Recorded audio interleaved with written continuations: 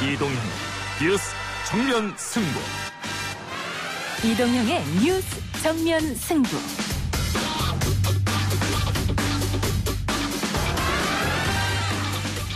청취자 여러분 안녕하십니까, 이동형입니다. 트럼프 대통령의 재선인가 바이든의 당선인가 11월 3일 미 대선 결과에 세계의 이목이 집중되고 있습니다. 우리 시각으로 오늘 오전 마지막 TV 토론이 열렸죠. Could you imagine if I lose my whole life? What am I going to do? I'm not going to feel so good. Maybe I'll have to leave the country. I don't know. Here's the deal. The fact is that everything he's saying so far is simply a lie. Everybody knows he's a liar. 현재 여론조사상 우위는 바이든 후보가 점하고 있습니다만 트럼프 대통령의 막판 반전이 있을지도 관심사입니다. 이 와중에 재미 한인 교포들에서는 트럼프에 대한 지지가 많다고 하는데요. 변상욱의 눈, 오늘은 미 대선에 주목해보겠습니다. 제가 짐이라 한 게 잘 하셨습니까? 짐이라는 조롱을 듣는 이유다 이렇게 말했습니다. 저는 그 생각이 지금도 변함이 없습니다. 아니 그런 얘기를 들을 정도로 하시면 안 된다 이런 충고를 드린 거예요. 도대체 무슨 근거로 검찰총장도 이 부실 수사에 관련돼 있다라는 발표를 했는지 이해할 수가 없고, 중상모략이라는 단어는 제가 쓸 수 있는 가장 점잖은 단어라고 생각합니다. 이번 국감에서 단연 주목받은 인물 이재명 경기지사와 윤석열 검찰총장입니다. 이슈 언박싱 시간에는 막바지 국감 평가와 함께 라임 옵티머스 사건 쟁점들 분석해보겠습니다. 삼성그룹 임원들이 삼성증권을 개인 금고처럼 이용을 했다. 저는 이렇게 생각합니다. 숨길 거 숨기고 뺄 거 빼고 자체 보고한 결과가 이 정도라면 이게 빙산의 일각일 수도 있기 때문입니다. 삼성증권이 계열사 임직원들에게 거액의 불법 대출을 했다는 대출 내역서가 국감장에서 공개됐습니다. 임원들이 삼성증권을 개인 금고처럼 사용해온 것이 아닌가라는 의심을 받는 상황이죠. 관련 내용을 공개한 더불어민주당 박용진 의원 2부에서 만나보고요. 이어지는 3부에서는 바둑 여제를 스토킹한 40대 남성의 1심 판결이 징역 2년으로 선고됐는데 당사자인 조혜연 구단으로부터 스토킹 범죄의 심각성과 대책에 대한 의견 들어보겠습니다. 하은기 새로운 소통연구소장과 함께하는 유튜브로 본 세상 시간도 준비되어 있죠. 10월 23일 금요일 이동의 뉴스 장면 승부 시작합니다.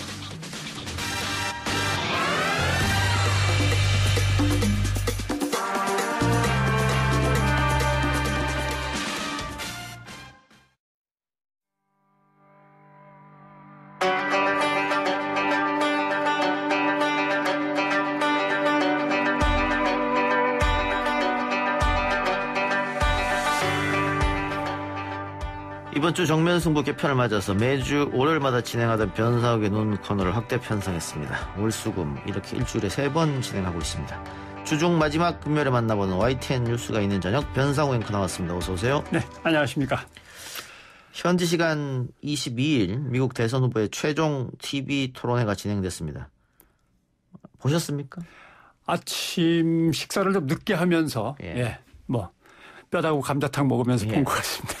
지난 토론은 사상 최악의 대선 토론이었다 이런 평가가 있었잖아요. 그래서 이번에는 난리치면은 바로 마이크를 끄겠다. 2분 넘어가면 마이크를 끌 테니까 얌전하게 잘해라 이렇게 돼갖고 점잖게 끝났습니다. 특별한 쟁점이 부각된 거 없고요. 새로운 요인 돌발 요소라고 할 만한 요인이 발생한 것도 없고, 제가 보니까 처음보다 훨씬 덜 혼란스럽기도 했고, 유권자나 아니면 이게 경제계나 시장에 던지는 어떤 새로운 정보도 없었고, 이게 이제 사람들이 듣고 싶은 거거든요. 대통령이 누가 되든 간에 저 사람이 된다면 이 나라와 이 나라의 경제, 그다음에 이 나라의 워낙 큰 나라니까 이 나라에 얽혀 있는 국제적인 정세나 시장이 어떻게 변화될까. 그 변화할 만한 그 요인을 찾아보려고 눈이 뚫어져라 쳐다보고 있는 건데, 그런 건 아마 없었다 이렇게 봐야 될 것 같고요. 대북 관계에서는 트럼프가 상당히 점수가 오히려 올라간 것 같습니다.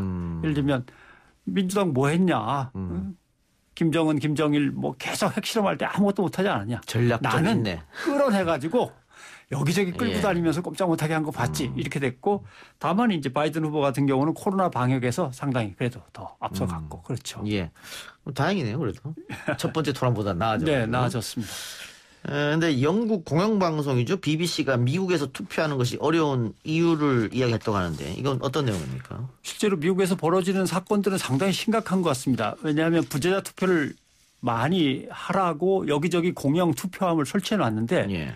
신문지에 불을 붙여가지고 투표함 안에다가 집어넣는 이제 사고가 벌어지니까 그러면 이제 물을 끼얹어 갖고 끄는데 예. 뚜껑을 열고 보면은 타버린 그리고 물에 잔뜩 젖어버린 예. 이제 투표용지들을 회수해서 거기서 살려낼 수 있는 것도 또 살려내고 이런 작업이 벌어지는 상황이어서 그리고 엄청나게 기다립니다. 한 사람 한 사람 신분을 확인하고 뭐 하면서 진행되기 때문에 뭐 많게는 뭐 5시간 심지어는 10시간 기다렸다. 투표 한번 하려고? 예, 투표 한번 하려고.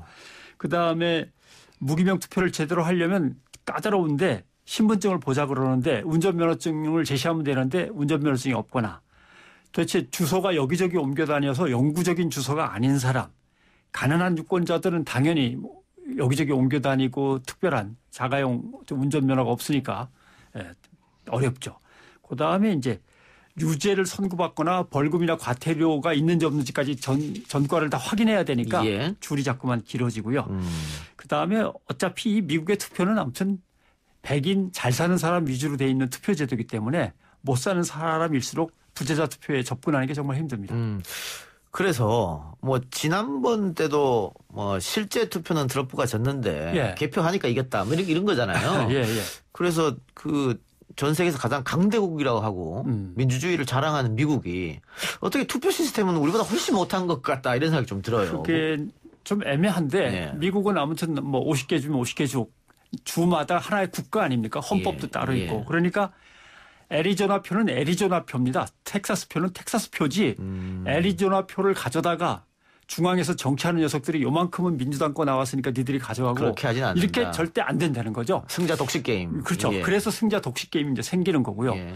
그런데 뭘 이제 우리가 흔히 이제 비교해 보면 알 수 있냐면 미국에서 왜 다들 집에다가 권총을 놔두고 라이플 긴 장총을 놔두냐면은 예. 이게 자기 집을 지키려고 시작된 제도가 아닙니다. 각 주를 연방 녀석들이 넘보려고 하고 침범하려고 하니까 각 주마다 연방군을 상대로 싸워야 되는 상황에서 주마다 무장을 한 그 전통이 그대로 이어지는 거거든요. 예. 이게 이제 그대로 오면서 그 대신 가능한 한 흑인들이나 히스패닉 또는 아시아계를 갖다가 밀어내고 백인 중산층 위주의 집권이나 또는 지배 세력의 어떤 구도를 계속 유지하려니까 요때 바꾸고 요때 바꾸고 하는 선거 제도가 엉망이 돼 있는 거죠. 알겠습니다. 자, 그리고 트럼프 대통령이 언론과의 갈등이 있다. 이거는 뭐 익히 알려진 사실인데. 그렇죠. 예. 최근에 미국 CBS와 인터뷰 중간에 또 자리를 떴다면서요. 코로나19와 관련해서 자꾸 골치 아픈 질문이 나오니까 버럭 1시간 했어야 되는데 아마 60미닛이었을 건데 40분 정도 하고 그냥 일어나서 나가버렸습니다. 예. 그 다음에 이제 바이든하고 이렇게 거닐면서 함께 기념사진 쫙 찍기로 한 예정도 있었는데 이런 거 다 취소됐고요. 그래서 CNN이 이걸 가지고 맨날 자기를 추종하고 예스 딸랑딸랑 하는 사람들한테만 둘러싸여 있으니까 비판에 대해서 약한 거 아니냐. 이렇게 이제 비판을 받아들이지 했고요. 못한다. 예. 그러니까 내부 서클 안에만 갇혀 있다. 늘 훌륭하다고 예. 칭찬하는 사람들한테만 갇혀 있다고 보면 그렇게 되는 거다라고 CNN이 예. 아주 강하게 비판했죠. 우리도 뭐 김대중 대통령이나 노무현 대통령 같은 경우에 언론하고 사이가 불편했지 않습니까? 불편했죠. 예. 그리고 지난번 대선 때는 또 홍준표 후보가 뭐 특정 언론을 겨냥하면서 자기 신이 대통령이 되면 뭐 어떻게 하겠다 뭐 이런 얘기도 했었는데 이거 권력하고 언론과의 관계는 뭐 이럴 수밖에 없을 것 같아요. 근데 이제 우리가 되게 권력과 언론이 싸우면 뭐 충돌 이렇게 얘기하는데 예. 백악관은 훨씬 더 심합니다. 훨씬 심하다. 예, 한 번은 공사를 한 적도 있습니다. 복도 넘어오지 말라고 복도에다가 벽을 만들어 버렸어요. 삥 돌아서 와야 되는데 문에서 이제 못 들어오게 막죠. 예. 백악관에서 이렇게 하고 우리는 기자님들이라고 좀 불러줘야 좋아하는데 백악관에서는 뭐 짐승들이라고 부를 때도 있었습니다. 저 짐승들 맨날 뭐 피냄새만 맡고 헐떡이면서 달려드는 저놈들 뭐 이런 식의 표현도 있고 미국이라는 사회는 좀 이렇게 예. 다이나믹하고 좀 거칠고 예. 그렇습니다. 예. 그만큼 또 표현의 자유를 예? 존중하니까. 그게 표현의 자유입니다. 예. 예. 그렇군요. 우리 한인 유권자들의 미 대선 지지는 어떤 향방으로 흘러가고 있습니까? 코리안 리서치 센터라고 하는 곳이 최근에 한 게 이제 나와서 아주 예. 흥미롭게 보고 있는데 이게 묘합니다. 응답자들을 쭉 보면은 민주당이 한 41%, 공화당이 39%로 민주당이 조금 많습니다. 예. 그런데 후보 지지를 보면 오히려 트럼프 대통령이 한 3, 4%포인트 정도 또 높습니다. 근데 조금 이해가 안 되는 게 트럼프 대통령이 집권하고 반이민 정책을 썼지 않습니까? 예. 그러면 한인들은 오히려 반 트럼프로 갈 것 같은데 트럼프가 더 많이 나온다. 어떻게 해석해야 될까요? 글쎄요. 이게 트럼프 43, 바이든 40 이렇게 나왔는데 예. 민주당은 또 더 지지한단 말이죠. 예. 결국 이건 뭐냐면 미국의 이민 간 한국인이라는 사람들의 이제 성향을 보면 예. 나 잘 살아보겠다. 그렇죠. 기회의 나라에 가서. 아메리칸 드림 꿈꾸고. 그렇죠. 예. 그러니까 사실은 약간의 지식이나 재산 수준이 약간은 있는 겁니다. 한국에서 이민 가실 때 발판을 가지고 예. 가야 되니까. 예. 가서 몸부림치면서 일하는데 성공 위주, 그다음에 출세 위주, 그다음에 돈 벌어야겠다. 아, 그게 성향이 공화당과 맞다. 완전히 공화당이죠. 예. 근데 문제는 아무도 안 받아주는 거죠. 왜냐하면 아시아에서 온 예, 그것도 한반도라고 하는 반으로 쪼개진 나라에서 어쩌다가 들어온 이렇게 하고서 완전히 사회적 소수 약자가 돼버리니까 예. 평등 가치를 구현하는 민주당 편을 들 수밖에 없었던 거죠. 그러니까 쭉 들어오다가 최근에는 이제 한인 사회가 미국의 주류 세력에 편입이 된 겁니다. 그래서 이제는 히스패닉이나 늦게 들어온 뭐 인도, 파키스탄 이런 사람들 또는 아랍 쪽에서 들어온 중동에서 들어온 사람들이 우리의 어떤 권을 넘보지 못하게 이런 생각이 이제 더 많이 들어가니까 그동안에 눌러놓고 있던 보수 또는 출세 성공지향 가치관이 확 드러난다. 이제 이렇게 분석을 하는 거죠. 뭐 우리도 마찬가지입니다만 성별이나 연령대, 미국 체류 기간에 따라서 또 지지하는 그것도 후보가 다르죠. 다를 테고. 예. 나이가 많을수록 트럼프 후보를 훨씬 더 지지합니다. 60대를 보니까 53.8, 70대는 58.8, 바이든 같은 경우는 29, 27 이것밖에 안 나옵니다. 그다음에 미국에 얼마나 오래 살았나도 중요 변수입니다. 예. 40년 이상 사신 분들은 67%가 트럼프 지지, 30년, 40년쯤 사신 분들은 40, 10년, 20년 산 사람은 32로 뚝 떨어집니다.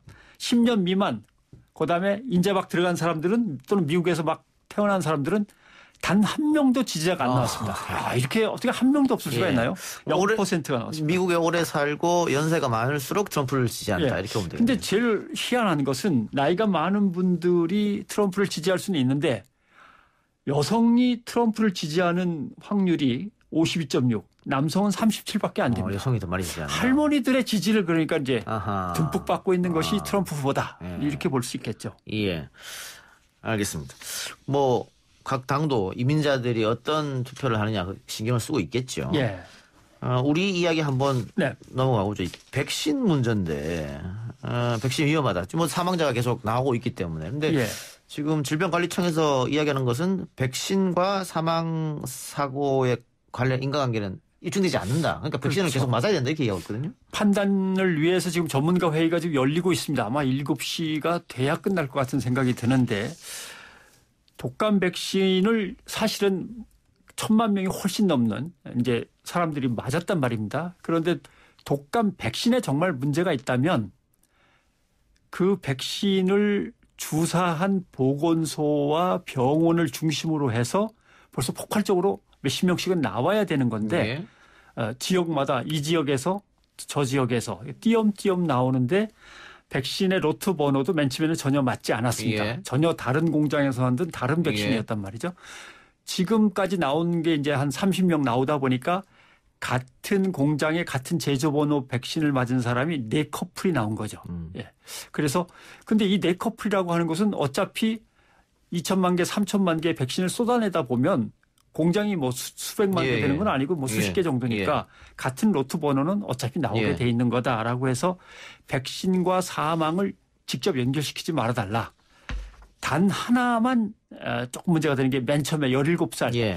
요것은 이 젊은 학생은 뭔가 상당히 아직은 해명되기가 어려운데 나머지 분들은 본래 매년 독감에 걸려서 숨지던 20만 명 관련해서 숨지던 20만 명의 사람들을 생각하고 그 대부분의 사람들이 절반 정도는 노인이었고 절반 넘게 그 노인들의 절반은 또 백신을 이미 독감 백신을 맞았었고 그러다 보면 해마다 독감 백신을 맞고 숨지는 노인만 해도 10만 명은 된다는 뜻이 되거든요. 그래서 그렇게 바로 연결시키는 거는 무리다.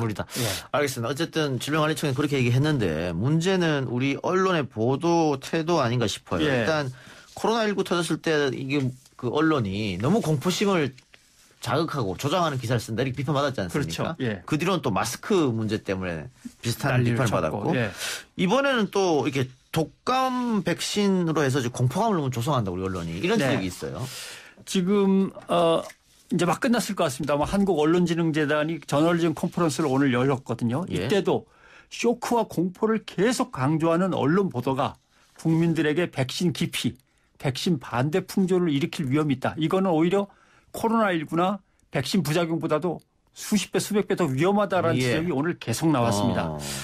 한국기자협회 재난보도 준칙을 보면 뭐라고 돼 있냐면 중요한 정보에 관한 보도는 책임 있는 당국이나 기관의 공식 발표에 최대한 의존해라고 돼 있습니다. 그런데 예. 질병관리본부가 계속 얘기를 한다거나 예.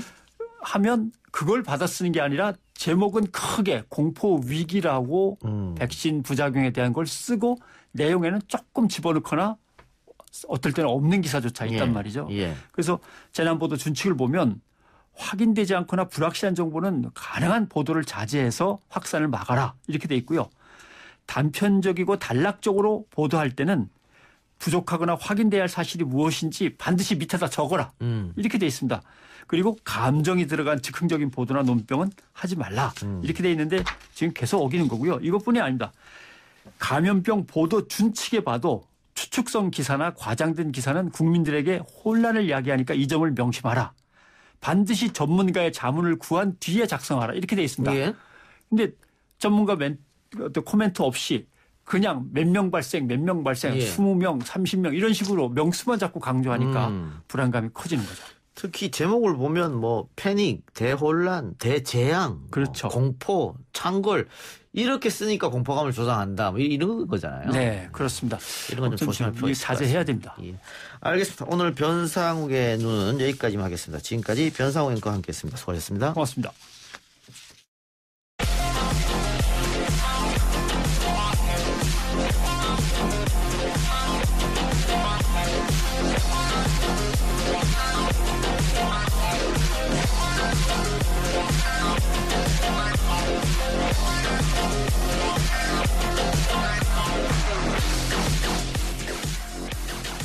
이슈 언박싱 시간입니다. 시사저널 유지만 기자, 아주경제 장용진 기자 나왔습니다. 어서 오세요.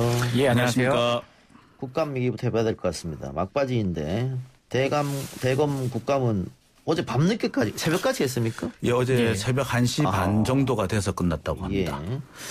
두 분 다 지켜봤을 텐데 예. 베스트 워스트 꼽으면 누가 있을까요?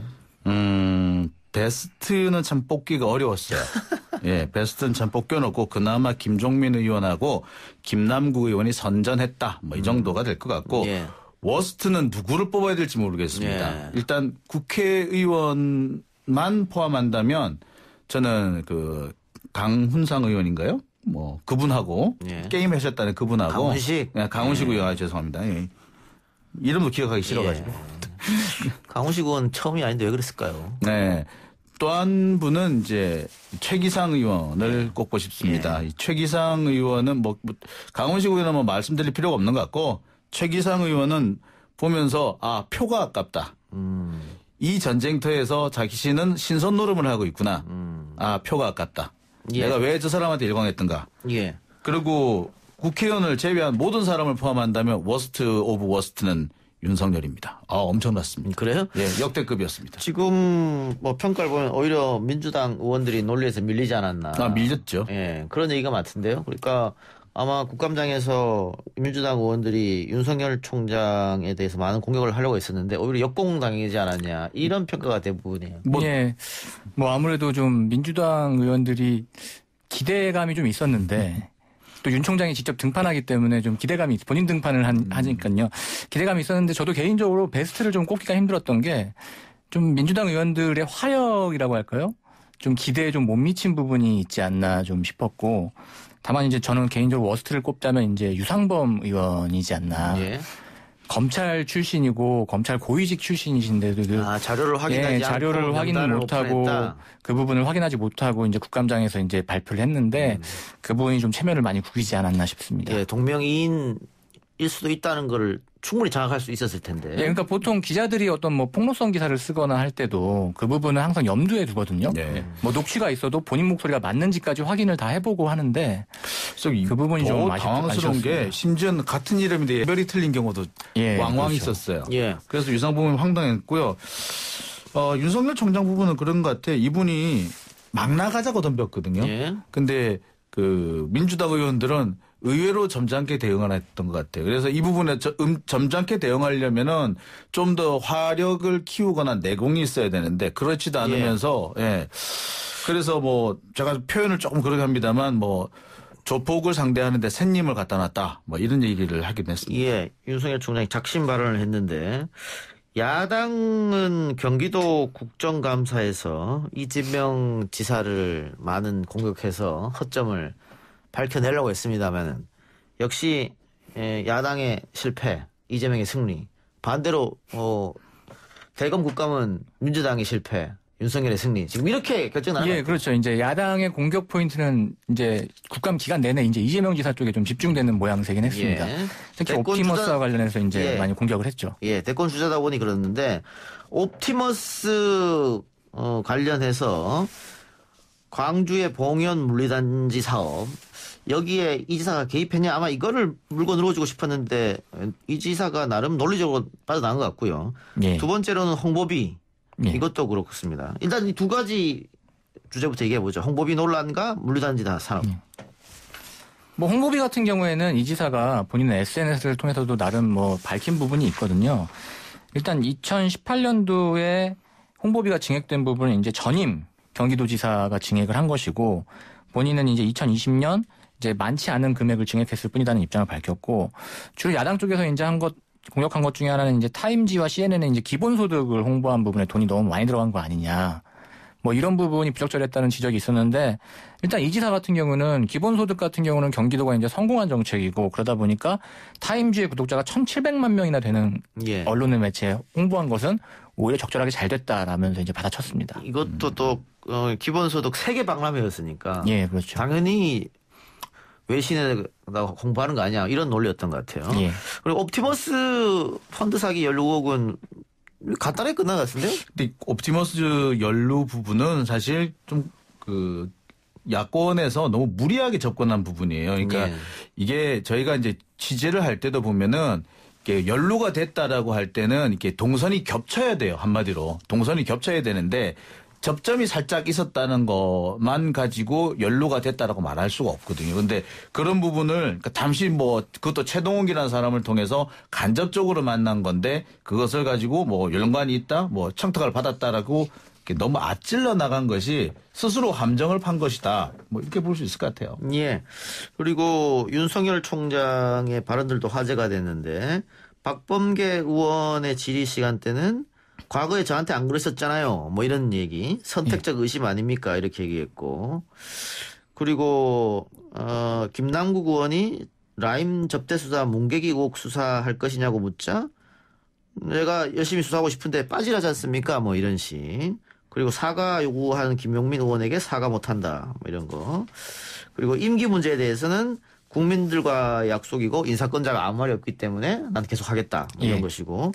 가장 화제가 됐고 논란이 됐던 발언은 검찰총장은 법무부 장관의 부하가 아니다. 뭐 이 발언 같습니다. 글쎄, 저는 제가 헌법 공부를 좀 오래 했기 때문에 제가 이 얘기를 듣고 깜짝 놀랐어요. 1948년 대한민국 헌법이 제정된 이후에 이런 주장은 처음 나왔습니다. 그런데 문제는 이런 주장이 나오자마자 갑자기 어디서 그렇게 많은 지지자들, 학설의 지지자들이 등장했는지 대거 등장하고 있다는 점인데요. 이거는 글쎄 검찰이라는 조직이 경우에 따라서 법과 원칙을 자기 마음대로 자기 유리한 대로 얼마든지 왜곡해서 왜곡 편집해서 쓸 수 있다는 걸 너무나도 여실히 보여주는 것 같습니다.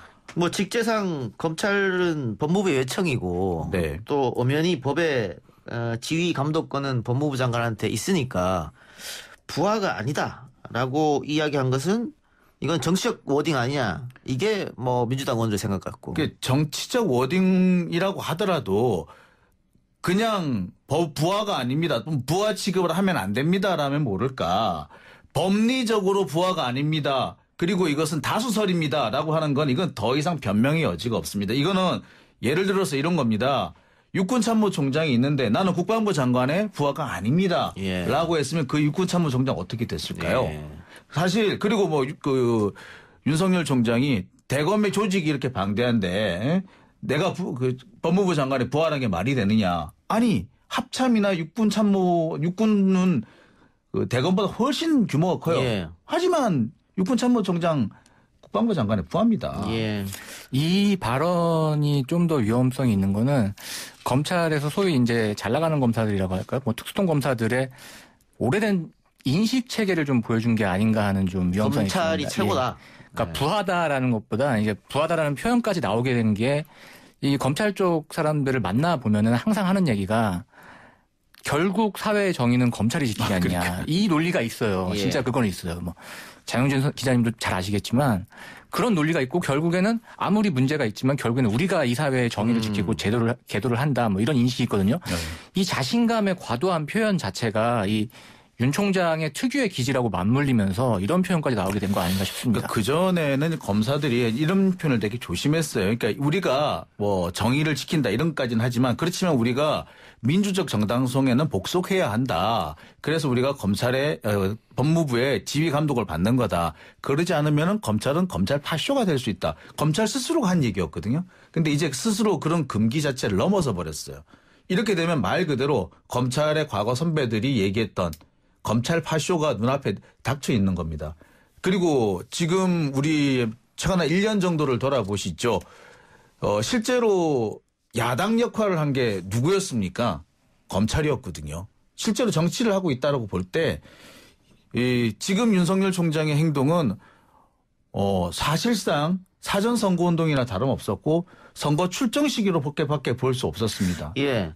이게 어제 국감장에서 정계 진출 의사에 대한 질문도 있었는데 퇴임 이후 사회와 국민의 봉사할 방법을 고민해보겠다라고 했으니까 이게 결국은 정계 진출 이야기 아니냐. 그렇죠. 그런 논란 때문에 지금 장 기자 그런 얘기 한 것 같고 하나만 더 짚어보면 윤석열 총장이 법무부 장관의 수사 지휘권과 관련해서 국정감사장에서 이거는 불법이다 이런 식으로 얘기했어요. 그런데 두 차례 수사 지휘권 형성권 이야기 본인이 직접 하면서 수용을 했단 말이죠. 그런데 국감장에서 이랬기 때문에 홍준표 의원이 그럴 것 같으면은 응하지 말고 사표를 쓰고 밖에 나와서 정치를 해야지 그렇게 하면 맞느냐 또 이렇게 비판했거든요. 그 부분은 정말 제가 홍준표 의원이 가끔가다 이렇게 한 번씩 하시는 말씀 중에 정말 공감하는 부분이 몇 번 있는데 이런 부분은 정말 공감하는 부분 중에 하나입니다. 그러니까 역대 검찰총장이 역대물은 몇 번 안 됩니다만 그 법무부 장관의 지시를 어기거나 또는 지휘권이 발동됐을 때는 여지없이 그 사표를 냈어요. 심지어는 발동되는 척만 해도 사표 내고 나온 적도 있거든요.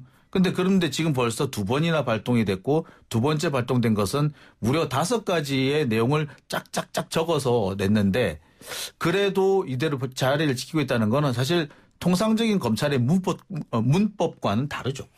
사회적 좀 소모라고 해야 될까요? 그런 부분도 많은 게 온 국민이 형성권이라는 단어에 대해서 공부를 하게 됐어요. 예. 사실 알 필요도 없고 알아서도 안 되는 거거든요. 이 부분이 좀 사회적으로 부적절한 부분이 있는 게 사실 검찰의 수사나 어쩔 수 없이 인권이 이제 좀 탄압되는 부분이 있는데 제한되는 부분이 있는데 이런 검찰이 오히려 이 화제의 중심에 서는 것 자체가 과연 적절한지에 대한 좀 의문도 있습니다. 예, 알겠습니다. 국감장에서 검사들의 접대 의혹이 재차 언급됐는데 어제 JTBC가 보도를 하면서 이미 남부지검에서 그 문제의 술집에 찾아가서 검사들이 와서 접대를 받았다는 걸 확인했다. 이런 보도였었거든요. 예. 그리고 어제 국감장에서 김남국 의원이 이 보도를 이야기하면서 윤석열 총장에게 검찰이 벌써 알아놓고는 왜 보고를 받지 못했느냐. 그런데 윤석열 총장이 정말 모르는 것 같더라고요. 예, 모르는 눈치를 보였죠. 네. 아니요. 저는 그렇게 생각 안 했습니다. 윤석열 보통 검사들이 거짓말을 할 때 가장 많이 쓰는 수법이 있습니다. 윤석열 총장이 거짓말했다는 게 아니라 통상 검사들이 거짓말할 때 기자들한테 거짓말할 때 쓰는 방법. 일단 합니다. 그다음에 침을 꿀꺽 삼킨 다음에 4월 달이요? 5월 달이요? 그때는 아닌데? 라고 합니다. 전형적인 방법이었습니다. 그래서 보면서 모르는 척 하는구나라고 생각했었습니다. 그리고 또 한 가지는 뭐냐면 4월이라는 것은 분명히 틀린 시기적으로 틀린 게 맞았어요. 그러니까 그 지점을 딱 물고 늘어졌는데 이것을 보고 받았느냐 안 받았느냐 제가 볼 때는 보고 받았다고 봅니다. 만약에 이걸 보고 안 했다면은 어제 사표를 낸 박순철 남부지검장은 다시 불려와가지고 이분은 사표가 아니라 파면을 당해야 돼요. 아니 그러니까 이건 뭐 보고를 당연히 했어야 되는데 예. 보고를 안 했으면 보고를 안 한 대로 문제인 것이고. 이게 남부지검장이 당시에 이제 검찰총장에게 직보를 했느냐가 최근에 논란이었지 않습니까? 근데 이게 뭐 시기를 4월쯤으로 했는데 뭐 그게 정확히 맞지 않았다 하더라도 일단 확실한 거는 검사들과 수사관들이 왔습니다. 근데 제가 봤을 때 이상했던 점은 이 당시에 영장 집행한 게 아니에요. 그냥 영장 없이. 예, 영장 없이 왔거든요. 그러니까 휴대전화도 그러니까 이미 제출받았고. 남부지검장이 소위 말해서 반부패 강력부장을 패싱하고 총장에게 직보를 했다. 그리고 영장 없이 와서 조사를 했다. 이 부분을 생각을 해보면 일각에서 제기하는 이 부분을 덮으려고 한 거 아니냐 혹은 아무도 모르게 진행한 거 아니냐라는 의심은 충분히 해볼 만하다고 봅니다. 그러니까 특히 당시 반부패 부장이 심재철 부장이었는데 예. 검사장이었는데 심재철 부장에 대해서 그 윤석열 총장이 대놓고 패싱을 했었어요. 그런 과정을 볼 때 이거는 그러니까 만약에 이게 영장을 청구한다든지 했으면 분명히 이 심재철 검사장을 패싱을 할 수가 없었을 거니까 그런 패싱을 하기 위해서 이런 방법을 쓰지 않았겠느냐라고 보고 이 정도 사안을 가지고 이걸 이제 잘 뭐 덮는다는 수준이 될 것 같은데 총장의 그 재가나 결심 없이 이런 일이 있을 수는 없습니다. 그러니까 지금 뭐 검사 비위는 어느 정도 불거졌고 법무부가 확인을 했다고 했기 때문에 이걸 지금 상황에서 덮을 수는 없을 것 같고 또 윤석열 총장이 국정감사장에서 확인되면 있을 수 없는 일이다 이러니까 했단 말이죠. 그러니까 이건 아마 쉽게 알 수 있는 방법이 뭐 있으니까 여러 가지. 사실 접대를 한 사람이 있고 받은 사람이 있고 뭐 지켜본 목격자가 있고 뭐 여러 가지 증거가 있기 때문에 금방 밝혀지지 않을까 싶어요. 당시 룸사롱 종업원들이 결국에는 검찰청에 가서 뭐 조사까지 받았다고 하니 물론 압수수색 영장은 없었지만요. 그 기록도 남아 있지 않을까 싶습니다. 아니 뭐 지금 우리 이 작가께서 지금 모른 척하고 계신데 사실 다 들을 거 다 들었어요. 예, 뭐 그 상호가 뭐다. 방을 몇 개다. 사실 어제 JTBC 보도 나오기 하루 전에 이미 다 들으셨죠? 말씀하셨잖아요. 몰라요. 예. 아니 왜냐하면 그 얘기를 제가 이제 김태현 기자랑 같이 취재를 하고 김태현 기자 보고받았고 제가 같이 취재하고 또 따로 외곽 취재도 하고 했기 때문에 이런 내용은 사실 충분히 다 나왔던 내용입니다. 알 수 있는 뭐 일단 뭐 법무부에서 어느 정도 확인을 했다고 불평을 했으니까 이 부분에 대해서. 현장에 같이 있었던 변호사도 있었어요. 예, 알겠습니다. 자, 국민의힘 쪽에서는 라임과 옵티머스 사건을 묶어서 특검을 하자라고 이야기하고 있는데 민주당에서는 공수처를 통해서 이 사건을 수사하게 하자. 뭐 제1호 법안 사건으로 이렇게 하자. 주장이 맞서고 있는 상태입니다. 그런데 특검법 같은 경우에는 빨라야 2달. 그렇죠. 요즘은 한 넉 달 걸리니까 민주당 입장으로 그럼 하지 말자는 얘기 아니냐 뭐 이런 것이고. 다만 국민의힘 쪽에서는 이걸 패키지로 하니까 당신들이 그렇게 공수처가 원하면 이 정도는 협상할 수 있지 않느냐 이런 것 같은데 뭐 이 협상의 결과 어떻게 될 것 같습니까? 아무래도 이낙연 대표의 발언을 보면 이낙연 대표 오늘 발언을 보면 어제 윤석열 총장 국정감사를 보고 본인도 상당히 좀 분노가 좀 생긴 것 같아요. 그래서 오히려 그 공수처에 대한 드라이브를 조금 더 세게 걸 것 같다는 생각이 들거든요. 그리고 말씀하셨다시피 특검을 하게 되면 특검 지정하는 데만 해도 좋게 한 달은 걸립니다.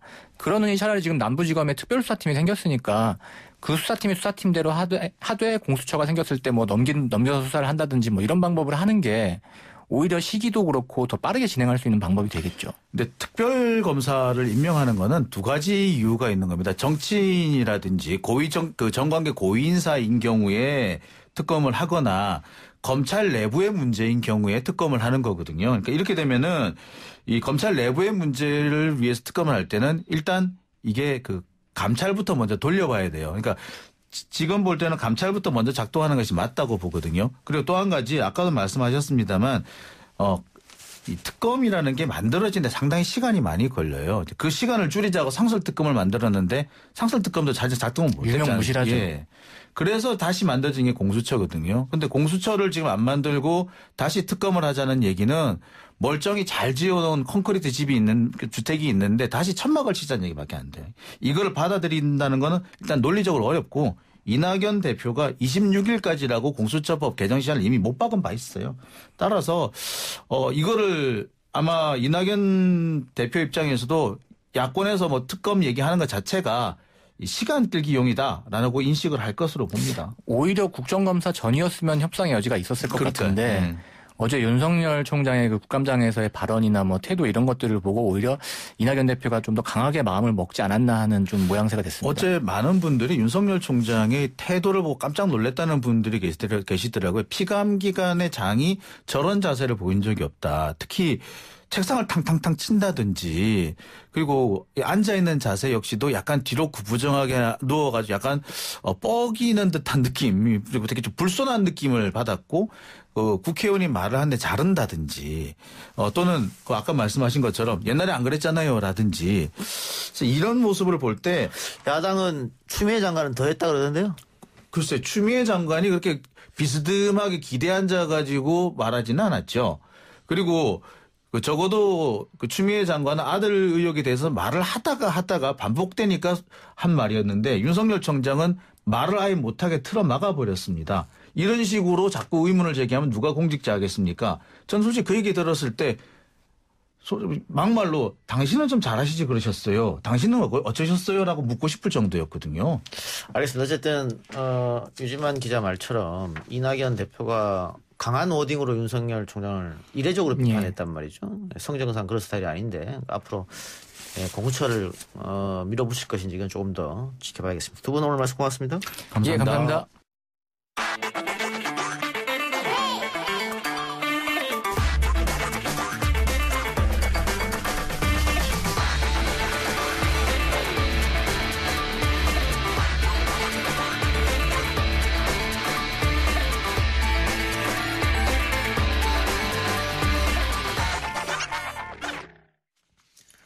지금부터는 정무위 국정감상에서 지적된 문제를 이야기해 보겠습니다. 삼성증권이 계열사 임원들에게 거액의 불법 대출을 해줬다. 삼성그룹 임원들이 삼성증권을 개인 금고처럼 사용한 것이 아닌가 의심된다. 민주당 박용진 의원의 말인데요. 어떻게 된 일인지 박용진 의원 연결해서 이야기 나눠보겠습니다. 의원님. 예, 안녕하세요. 박용진입니다. 예, 국감에서 삼성증권이 계열사 등기 임원들에게 해준 대출 내역서를 공개했는데 이야기 좀 풀어주시죠. 우리 법에는요, 예. 그 금융회사가 계열사나 특수관계인들 이 사람들한테 신용 공여, 대출 이런 걸 해줄 때 일정한 제한을 둡니다. 왜 그러냐면 자칫 계열사나 특수관계인들이 자기의 개인 금고, 사금고처럼 이 금융회사를 이용할까 봐서 그렇거든요. 고객 돈을 가지고 그렇게 하면 안 되니까. 그럼요. 예. 기본적으로 이제 대략 한 1억 이상은 못하게 되어 있습니다. 그러니까 예.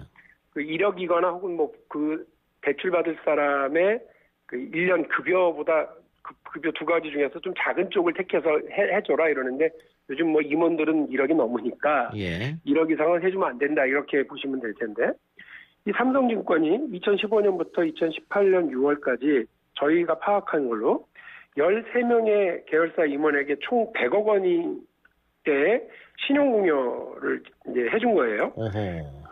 그런데 이 중에서 특히나 보면 그 바이오에피스라고 혹시 들어본 경험 있으실 텐데 바이오로직스의 계열사죠. 이 바이오에피스의 임원들에게는 많게는 30억, 적게는 10억 원대를 이렇게 빌려줬거든요. 근데 바이오에피스의 이른바 임원이라고 하는 사람이 5명인데 그중에 2명은 외국인이고요. 3명은 한국인입니다. 근데 누가 줬는지는 정확하게 아직 모릅니다만 아마 한국인들이겠죠. 이 3명에게 동시에 같은 기간에 무려 60억 정도의 그 대출을 해줬다라고 하는 건 대단히 심각한 상황이라고 저희는 생각을 합니다. 임원 13명에게 모두 100억 원, 평균 8억 원쯤 되는데 그중에 이 삼성 바이오에피스는 임원 3명에게 60억 8천을 대출해줬다. 네. 근데 아까 말씀하신 대로 1억 원 넘으면 대출해주면 안 되는데 이거 네. 정면으로 법을 어겼네요. 이게 지금 삼성증권 측에서는 이거 실수예요. 뭐 이거 그 개인적인 일탈이에요. 이렇게 넘어가려고 그러는데요. 예. 그렇게 허술하지가 않죠. 아까 말씀드린 것처럼 모든 금융회사는 이제 1억 이상이면 사실은 지점장 전결이 아니고 본사에 보고하고 다 통보하거든요. 예. 그런데 같은 시기에 해필 삼성 바이오 에피스라고 하는 그 당시 약간 이제 문제가 많았던 그 회사의 임원들이 조직적으로 나서서 이렇게 그 신용대출을 받아서 했다라고 하는 건 제가 볼 때는 오늘 제가 상임위에서도 국감장에서도 얘기를 했습니다만 이게 혹시 삼성그룹 전체에서 모종의 기획하에 은폐하고 모르는 척하고 신용공여를 해준 거라고 한다면 이거 일이 더 커지는 거거든요. 예. 근데 지금 삼성증권이 저한테 가져온 자료는 제가 탁 찍은 것만 가져온 거예요. 예. 당신들 이때부터 이때까지 무슨 일 있었지?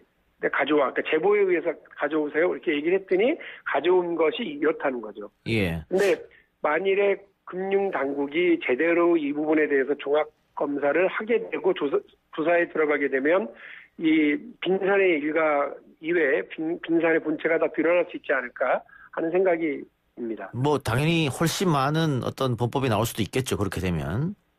저희가 처음에 얘기했었던 거 이외에도 저희는 한 3건, 5건 정도를 생각을 하고 딱 찍어서 얘기를 했는데 예. 가져온 걸 보니 에피스뿐만 아니라 삼성 선물이라고 하는 데도 있어요. 근데 이 회사에서 역시 임원들이 동원돼서 그 대출을 받았던 게 확인이 됐거든요.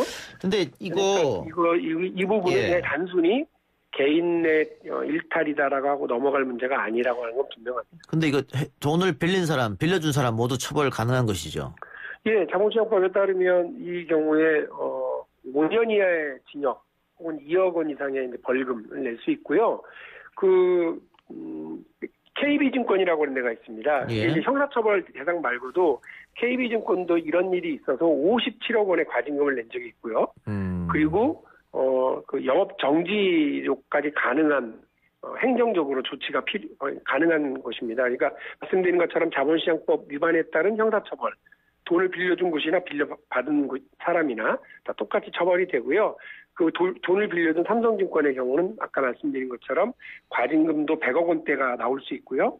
또 관련해서 영업정지까지도 가능한 상당히 심각한 범죄입니다. 삼성증권의 입장은 나왔습니까? 말씀드린 것처럼 개인적인 실수 이렇게 지금 얘기하고 있는 건데요. 개인적인 실수라는 건 어떤 거예요? 그 삼성 임원인지 모르고 빌려줬다는 겁니까? 예, 모르고 빌려줬답니다. 그 대출할 때 그럴 수가 없을 텐데. 글쎄요, 아마 은행에서 대출 받아보신 분들이면 직업이 뭔지, 그럼요, 예. 회사님 어떻게 되는지 예. 다 일일이 써낼 텐데요. 예. 그런 것 없이 삼성 임원들 그냥 해줬다? 이건 잘 이해가 안 되고요. 그래서 오히려 그 증권가 쪽에서는 예전부터 삼성 쪽에서 무슨 주식 같은 거를 주가를 띄우려고 할 때 이렇게 좀 계열사를 동원하기도 한다, 임원들을 동원하기도 한다, 이런 소문이 파다한 걸로 알고 있거든요. 예. 그러니까 저는 이런 경우들이 더 걱정인 거죠. 그러니까 임원들을 동원해서 예전에도 삼성 이건희 회장이 4조 5천억 원의 그 차명 재산들을 숨길 때 386명인가 계열사 임원들을 동원해가지고 차명 계좌를 만들어서 거기다 숨겨놨었거든요. 예. 그런 걸 생각해 보면 이번에도 무슨 일을 하려고 이랬는지 의심스럽고 그런 부분 전체를 우리 단순히 자본시장법을 어긴 거는 제가 볼 때는 딱 걸렸기 때문에 이건 형사처벌되고 금융당국에 의해서 조치가 되어야 되는데 제가 지금 더 알아보라고 하는 얘기는 이를 통해서 우리 자본시장에 무슨 혼란을 가져왔거나 혹은 의도적인 무슨 주가 조작을 했거나 이런 것들까지 갈 수 있으니까 이 꼬리를 잡은 김에 몸통까지 확실하게 잡아들여라 하는 게 제 오늘 주문 사항이었습니다. 금융당국은 뭐라고 하던가요? 엄청 화가 났죠. 왜냐하면 이거 자기들이 사실은 적발해내고 해야 될 일인데 국회의원 박용진이 이거를 오히려 국감장에서 예. 공개하고 얘기하니까 자기들로서는 망신도 이런 망신이 없죠. 그러니까 제가 이건 철저하게 종합감사해야 되지 않겠냐 그랬더니 물론이다, 곧 들어간다 이렇게 하면서 아마 다음 주부터라도 빠르게 금융감독원이 동시에 아마 이 부분에 대해서 조사하고 들어갈 것 같습니다. 알겠습니다. 다음 주면 국정감사가 끝이 나는데 이 공정경제 3법을 비롯한 법안들 아직 남아있지 않습니까? 처리가 되는 겁니까? 어떻습니까? 이 사실은 이제 국감 끝나면 보통 말하는 것처럼 입법 전쟁, 예산 전쟁 이렇게 해서 여야가 입법으로 이제 들어가는 때인데요. 지금 이제 분위기 보면 공동경제 3법 같은 경우 당내 분위기는 그 정부가 제출한 원안대로 가자라고 하는 입장이 다수고요. 저처럼 대통령 공약사항보다 후퇴했다. 그러니까 이 부분을 국회가 우리 여당이 좀 책임지고 이 부분을 좀 더 보강해서 통과시키자라고 하는 입장을 가지고 계신 분들이 있고요. 또 양양자 최고위원처럼 이거 기업 옥죄는 거 아니냐라고 우려하시는 분들도 계시는 건 같아요. 그런데 이제 더불어민주당에서는 아까 말씀드린 것처럼 이게 대통령 공약사항이고 당의 당론이고 또 우리도 법안을 냈었던 바가 있고 이렇기 때문에 이거는 책임있게 국민과의 약속을 이행해 나가는 것이 훨씬 책임지는 정부 여당의 모습을 보여주는 것 아니냐라고 하는 다수 의견들이 형성돼 있습니다. 야당하고도 얘기를 해봐야 되지 않습니까?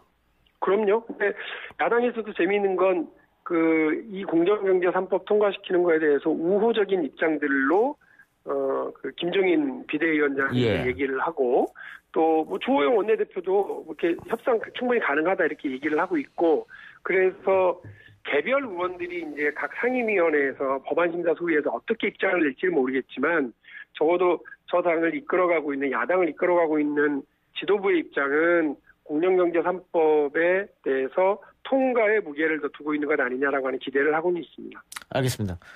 서울시장 출마는 아직 고민 중이십니까? 제가 만일에 결정되고 나면 정면 승부에서 말씀드리겠다고 했잖아요. 근데 우리 당으로서는 사실은 이게 어떤 게 더 국민들에게 책임지는 자세인지 고민을 여전히 하고 있는 것 같은데 우리 당대표와 지도부가 아마 빠른 시간 안에 뭔가를 결정을 할 거는 같습니다. 예. 알겠습니다. 의원님 오늘 인터뷰 여기까지 듣겠습니다. 고맙습니다. 네, 감사합니다. 지금까지 더불어민주당 박용진 의원이었습니다.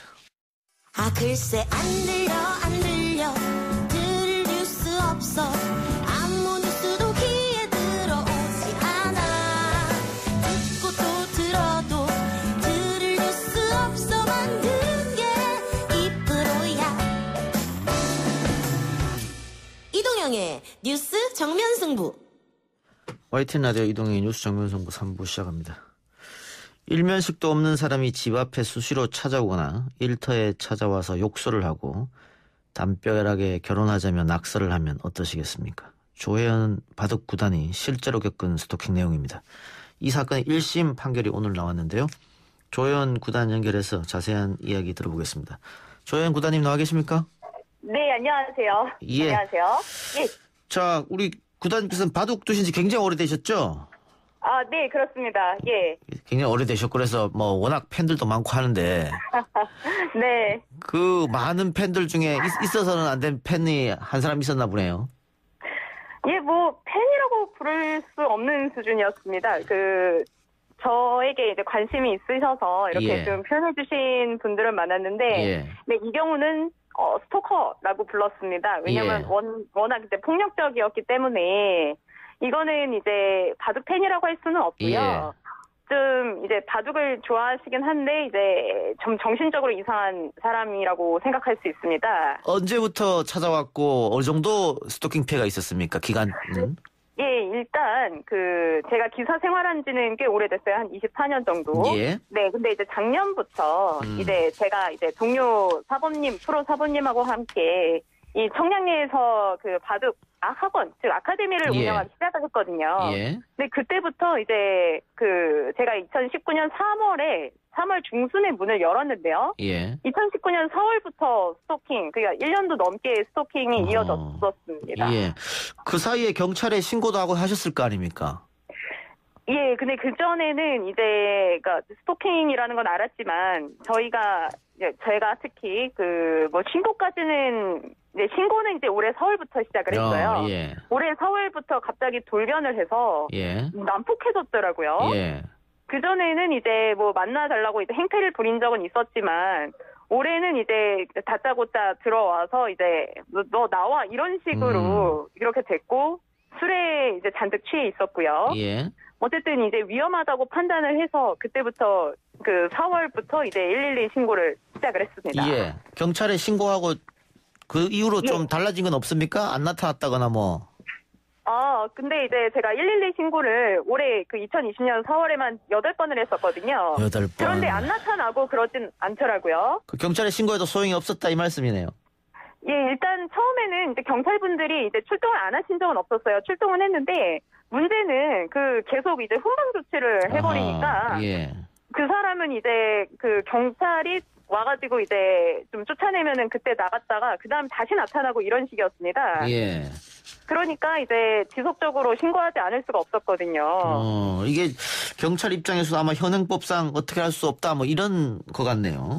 예, 경찰분들은 이제 말씀하시기를 이제 제가 사실 그 스토킹이 너무 무서워가지고 그 전에 다른 사람한테 스토킹을 당한 적이 있었거든요. 예. 그래서 이제 아카데미가 경찰서 옆에 있습니다. 그 위치적으로 봤을 때. 예. 그 경찰분들이 출동하시기까지 한 뭐 10초도 안 걸려요. 사실 걸어서 뭐 정말 가까운 거리에 있기 때문에. 예. 그런데 일단 제가 물리적으로 뭔가 피해가 있어야 된답니다. 이제 맞아서 이제 상해를 입었다든지 상처가 크다든지 그 욕설하고 뭐 흉기를 들고 있었다 이런 거는 조금 약하다고 약하다고 아니, 해야 되나? 그런데 그 학원에 찾아와서 행패 난동 부리고 예. 그 벽에다가 그 이루 말할 수 없는 욕설을 쓰고 그렇습니다. 거기다가 제자들도 굉장히 트라우마를 겪었다면서요. 네, 저희가 좀 저학년, 초등학생 제자들이 좀 많거든요. 아이고, 예. 네, 바둑 학원의 특성상. 근데 이제 그 학생들이 어쨌든 목격자가 됐으니까 경찰에도 이제 초등학생들이 진술을 했습니다. 제가 선생으로서 너무 미안하게 생각을 합니다. 예. 그런데 네. 이렇게 교습하는데 계속 주기적으로 찾아왔다고 하면 늘 불안에 떨어졌겠어요. 언제 찾아올지 모르니까. 너무 불안했죠. 네, 사실은 지금 이 순간에도 불안하고, 그래서 이제 저희가 이제 그 스토킹을 심하게 겪고 난 후에 그 문을 잠그기 시작을 했습니다. 예. 이제 학원인데 이제 문을 잠그니까 사실 이제 피해가 엄청 나잖아요. 예. 그런데 이제 이 스토커가 어떻게 했냐면 그 문 앞에 서 있었습니다. 문을 잠가놨으니까 이제 들어오지는 못하고. 예. 근데 이제 저희는 어찌 보면 저희도 갇혀있는 셈이잖아요. 그렇게 되네요. 네, 학생들한테도 그렇고 학부모님들도 너무 괴로워하셔가지고 그 기간 동안에는 이제 학생이 많이 줄었습니다. 사실. 경제적으로도 타격을 입었고. 그런데 네, 그렇죠. 이런 많은 피해를 입었는데 예. 바둑 관련 사이트에서 오히려 조혜연 구단을 비난하는 글이 올라왔다는데 이해할 수 없는데 그거 왜 그렇습니까? 네. 제가 이제 국민청원을 올린 이후에요. 이제 제가 일면식도 없는 사람에게 스토킹을 당하고 있다. 예. 너무 불안하고 무섭고 무슨 피해를 입을지 모르겠다. 그러니까 국민청원을 올린 이후인데요. 예. 일단은 이제 그 바둑 사이트가 있지 않습니까? 바둑 전문 사이트에서 보면 예. 뭐 스토커가 할 일 없어서 뭐 조혜연 기사를 스토킹을 하겠냐, 뭐 알던 사이겠지, 혹은 뭐 조혜연이 뭐 외모가 뭐가 이쁘다고 뭐 저런 사람을 스토킹해, 뭐 이런. 그러니까 제일 제가 좀 괴로웠던 거는 그 어떤 부분이었냐면요. 이제 조혜연이라는 기사가 이제 좀 거짓말을 하고 있다. 네. 그러니까 그런 느낌으로다가 이렇게 했고 제가 실제로 악플러도 고소를 했습니다. 예. 그럼 악플러가 너무 수위가 심해가지고. 네. 바둑 사이트에서 일반인들이 그냥 쓰는 거네요. 동료 기사가 쓴 건 아니고 일반인들이 이렇게. 기사까지는 아닌 것 같고요. 예. 이제 그 바둑 팬인데. 익명으로 쓰는 겁니까? 익명이에요. 익명. 네, 실제로 제가 이제 악플러를 고소를 했는데 그것도 처분이 났습니다. 이제 그 서귀포 검찰에서 이제 그 벌금형을 그 구형을 했더라고요. 예. 알겠습니다. 그렇게 어쨌든 이렇게 2차 가해까지 피해를 당했는데 이번에 그 스토킹 가해자의 1심 판결이 나왔습니다. 이게 징역 오늘 나왔어요. 오늘 징역 2년의 실형이 선고됐는데요. 충분한 형량이라고 생각하십니까? 어떻습니까? 일단 소식을 들었을 때는, 처음 드는 생각은 그래도 이제 좀 천만다행이라는 생각을 했습니다. 예. 제가 제일 무서워하는 건 역시 집행유예였거든요. 또 밖에 나와서 해코지 할 수 있으니까. 예. 집행유예면 사실 이제 스토커가 구치소에 있으면서도 저한테 협박 편지를 자필로 보냈었거든요. 아, 그래요? 아이고. 예, 그것도 검찰에 제가 이제 그 증거 자료로 제출을 했습니다. 굉장히 무섭거든요. 예. 예. 근데 어쨌든 실형을 받았으니까 그 기간 동안은 사는데 이제 문제는 그 다음이겠죠. 예. 출소하고 나면은 이제 이 사람이 좀 개과천선이 안 되면 다시 나타날 거 아니고 이제 보복도 생각을 할 수가 있겠고. 일단 동대문 경찰서에 연락을 해서 이제 신변보호는 계속 받고 있었습니다. 제가. 예. 근데 그래도 이제 체감적으로는 이 사람이 이제 정말 맘먹고 이제 해코지하려고 들으면 사실 크게 피할 수는 없을 거라는 생각을 하거든요. 네, 예. 제가 이제 부풀려서 생각하는 게 아니라 예. 실제로 나타날 게 너무 분명해 보였습니다. 예. 네. 사설 경호원도 고용하고 하셨었어요? 예, 사설 병원에 4월에 모셨죠. 너무 많이 나타나니까 일단 현직 경호원이라서 바쁘셨는데. 일단 저도 이제 뭔가 조처를 취해야 되니까 아카데미에서 매복 잠복 근무를 하셨거든요. 예. 근데 이제 이게 좀 신기한 게 뭐냐면 스토커가 4월달에 올해 4월 한 달 동안에만 한 8번 가까이 나타났는데 경호원분이 안 계실 때만 나타났어요. 그러면 계속 지켜보고 있는 거 아니에요? 어디서 보고 있다는 얘기. 이야. 네, 그 경호원분이 이제 한 190 정도 되시고, 딱 봐도 좀 경호원 느낌이 나시거든요. 예. 그러니까 어디서 보고 있는지 모르겠는데 하여튼 보고 있다고 알겠습니다. 얘기를 했습니다. 근데 조 기사님 이렇게 오랫동안 스토킹을 당했는데 아까 경찰에서 112에 계속 신고도 하고 그런데 네네. 경찰에서는 계속 훈방하고 잘해야 벌금 5만 원 정도 나오고 이러다 보니까는 이게 계속 악순환이 된다. 그래서 자연스럽게 조 기사님은 큰 어떤 물리적 피해는 없었습니다만 이게 살인 사건으로 이어진 경우도 있었지 않습니까? 그래서 네, 저도 정신적인 피해가 사실 그렇겠죠. 너무 엄청났지만은 근데 이제 실제로 돌아가신 분이 많으니까요. 이거 스토킹 당해서 스토커 처벌법을 어떻게 바꿔야 된다고 생각하세요? 지금 현행법으로 스토킹 방지 법안이나 처벌 법안이 없습니다. 제가 알기로는. 네, 지금 이제 입법까지 안 되고 국회의원분들이 이제 발의까지는 하셨는데 일단 없습니다. 이제 현행 관련법이 없다 보니까 이 스토킹 피해자분들이 스토킹 당하고 있는데 이거를 스토킹을 하지 못하게 해달라고 고소를 할 수가 없는 거예요. 저 같은 경우에도 업무 방해, 재물 손괴, 이런 걸로 신고를 했거든요. 예. 일단 제가 이제 스토킹을 당한 입장에서 생각을 해보면 이 스토킹 처벌법이 이제 어떤 형식이 됐든 빨리 이제 지금 법사위를 통과해야 될 것 같습니다. 예. 네, 지금 이게 저희들한테는 이제 분초를 다툴 시급한 문제인데요. 예. 어쨌든 이제 계속 20년 동안 지금 입법이 안 됐습니다. 네네. 아마 계속 법안을 내놓긴 합니다만 최종 통과가 안 돼서 그런 것 같은데 계류돼 있고. 네, 그렇죠. 예. 근데 이제 저 같은 경우도 이제 피해를 받지만은 실제로 이제 스토킹 당하다가 이제 좀 가해자한테 돌아가신 경우도 많이 있거든요. 그렇죠. 예. 올해만 해도 울산 사건도 그렇고 이게 굉장히 많고 그리고 이제 제가 본의 아니게 이제 이 일에 집중하다 보니까 지금 이 순간에도 스토킹을 당하고 계신 피해자분들의 피해자분들의 제보를 제가 꽤 많이 받았습니다. 네, 이 순간에도 지금 경찰의 보호를 받지 못하고 지금 두려움에 떨고 계신 많은 분들이 계시거든요. 그런데 이제 네네. 기사님 국회의원들한테 한마디 하세요. 네, 지금 정춘숙 의원님, 이제 우리 국회의원 남인순 의원님께서 지금 정식으로 발의하신 걸로 제가 전해 들었습니다. 진심으로 너무 감사드리고요. 지금 법사위 계류돼서 이제 폐기되지 않도록 지난 20년간 계류됐다가 폐기된 걸로 알고 있거든요. 근데 이제 제 생각에는 제가 이런 얘기도 했습니다. 제가 이제 어찌 보면 아직 살아있으니까 이렇게 좀 말씀드릴 수 있는 건데, 이게 스토킹 당해서 돌아가신 분들 계시지 않습니까? 네, 이제 우리 대한민국에서 이제 하루빨리 좀 법을 이렇게 좀 빨리 입법을 시켜주셔서 이제 저 같은 피해자가 계속 나오지 않도록 좀 시급히 부탁을 드리고 싶습니다. 알겠습니다. 진심으로. 기사님 오늘 말씀 고맙습니다. 네, 감사합니다. 네, 지금까지 조혜연 바둑 구단과 이야기 나눴습니다.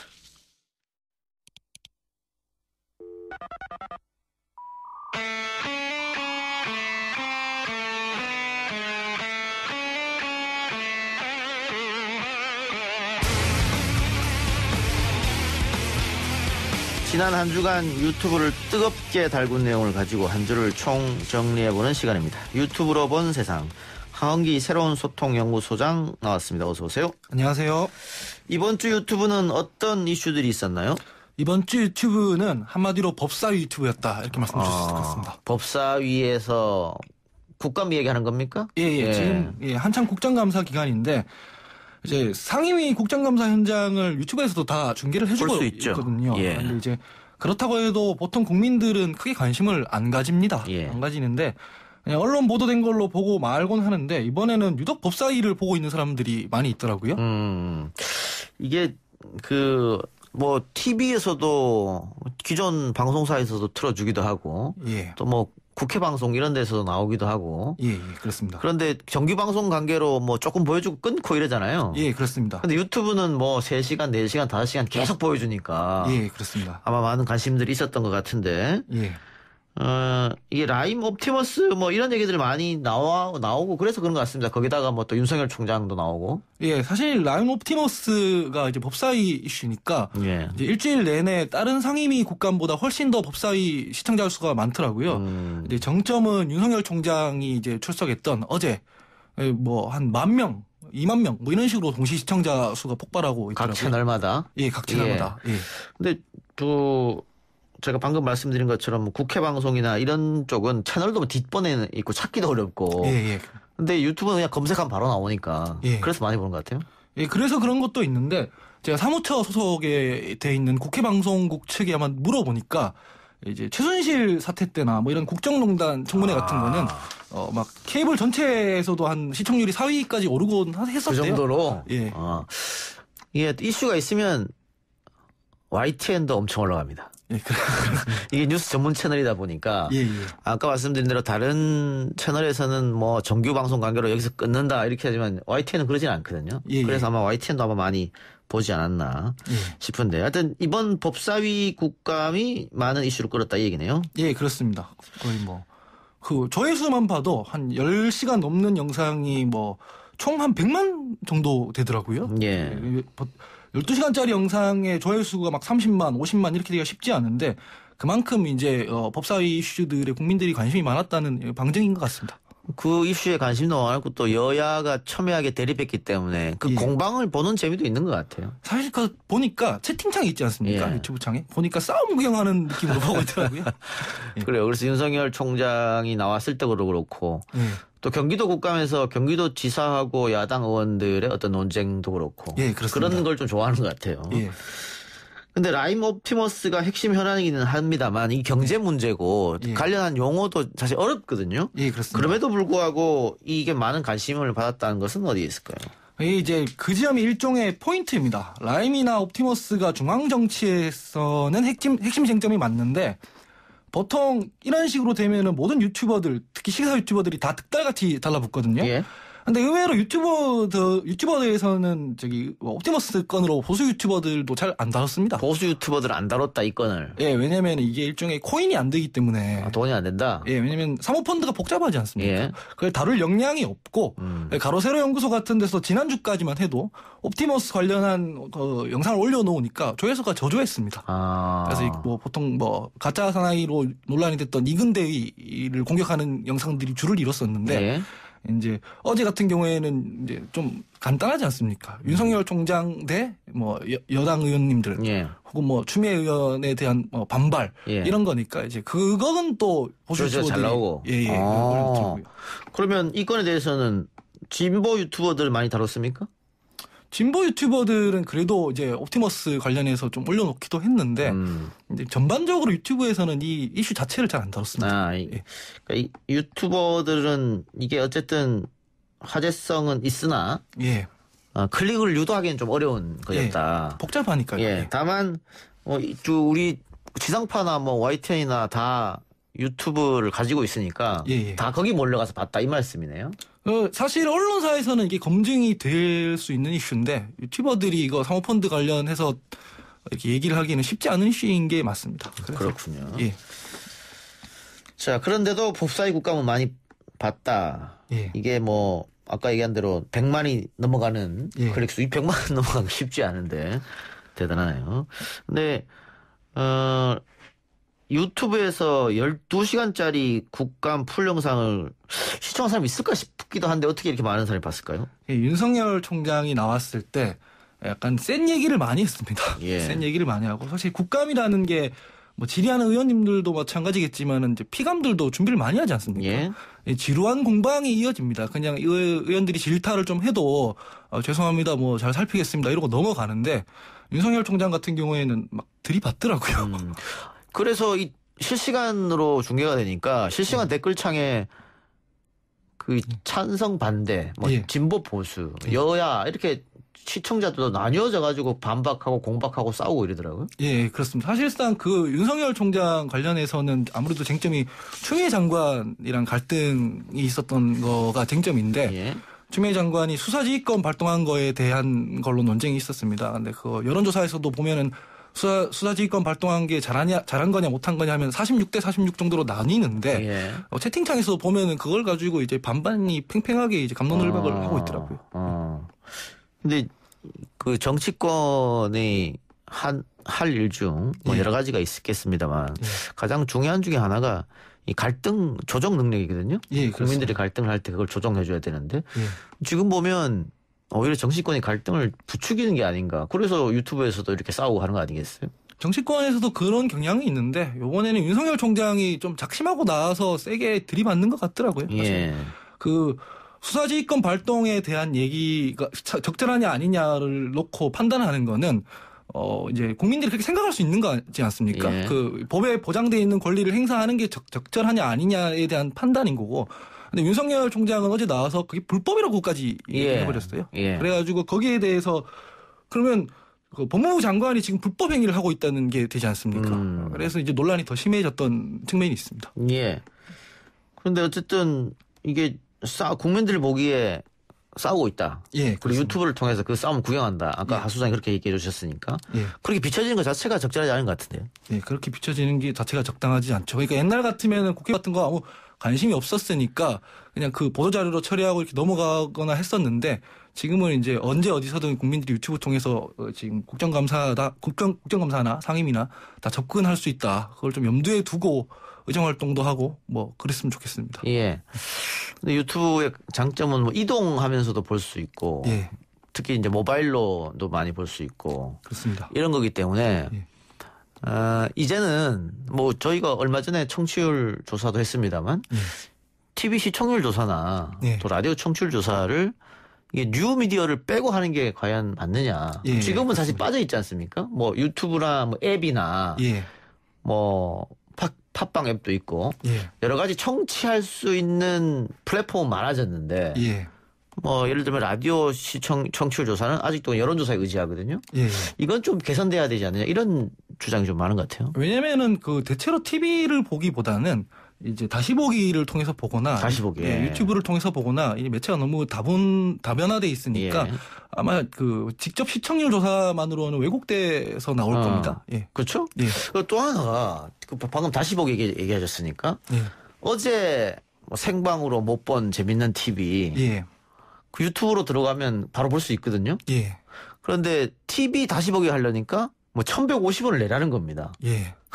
그러면은 누가 그걸 돈 주고 보겠어요? TV 다시 보기를. 그냥 유튜브로 가서 보면 되지. 이런 것도 방송국이 좀 차별하는 거 아닌가? 왜냐면 이게 조금 연령이 있으신 분들은 또 유튜브를 통해서 공중파 다시 보기를 못 할 수도 있잖아요. 쉽게 TV로 할 수 있는데 거기선 돈을 받고 여기서는 무료로 틀어준다. 이 부분도 좀 각 방송마다 생각해 봐야 될 것 같은데요. 제가 이제 아까 전에 국회 사무처 소속의 국회 방송국 얘기를 들었다고 했는데 그게 제가 어떻게 되는 거냐면 그 국회 방송 개혁 TF 활동을 제가 하고 있거든요. 예. 그래서 각 방송사 국장들이 위원으로 나와서 얘기를 해주더라고요. 그렇게 보이지만 사실은 다 클립으로 잘라서 유튜브에도 올려둔다. 1시간짜리 이렇게 올리진 못하는데 한 15분, 20분 단위로 이렇게 에피소드를 다 올려둔다. 자기 방송국에서는 그게 손해지만 그렇게 할 수밖에 없다 하더라고요. 어쨌든 대세가 그렇기 때문에 따라갈 수밖에 없는 그런 문제고. 알겠습니다. 오늘 이렇게 해서 국감 관계된 유튜브 이야기 해봤습니다. 지금까지 유튜브로 본 세상의 하은기 새로운 소통 연구소장이었습니다. 수고했습니다. 감사합니다.